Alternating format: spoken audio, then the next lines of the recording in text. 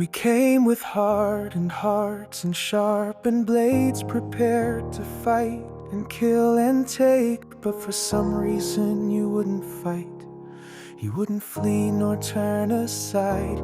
You had a fire in your eyes, not one of rage, but one that pierced me deep inside. Still I raised my sword and brought it down, and then I felt something in my heart break down. I'm breaking down. What does this all mean? How could you change me like this? And without resistance, you didn't even defend yourself. You lay prostrate to the ground, calling out his name aloud, asking him to forgive me.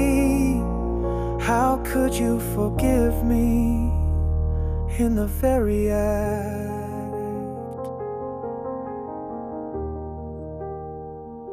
I watched you fall, still praising God. Even as the blood ran hot, you thanked him as you breathed your last. As I stood frozen in the path, why would they not flee from the sword? Their only thoughts were of their Lord. And when I saw what I had done, I knew my war was never won. I could not run from what I'd seen. I've broken down. What does this all mean? How could you change me like this just by forgiving? You didn't fight, you didn't flee. You shine bright with mercy's light. You laid your life down on the line, and I could never be the same. You reached me through the darkness in the very act.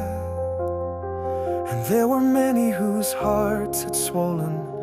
We repented of the things we'd done. We were stung for the lives we had taken, and we dropped our swords one by one. We came down even as our brethren had done, not as victors but undone, and made again in the image of those that were slain, in the image of him who would be slain. What does this all mean? It means I saw the truth that day in the ones I came to slay. And though I held a sword in my hand, you were the one who knew the plan. You bore the cost I couldn't see. You gave your life to set me free, and I found heaven reaching down in the very act. You changed me without one word, just a prayer I never deserved. You loved me in the very act.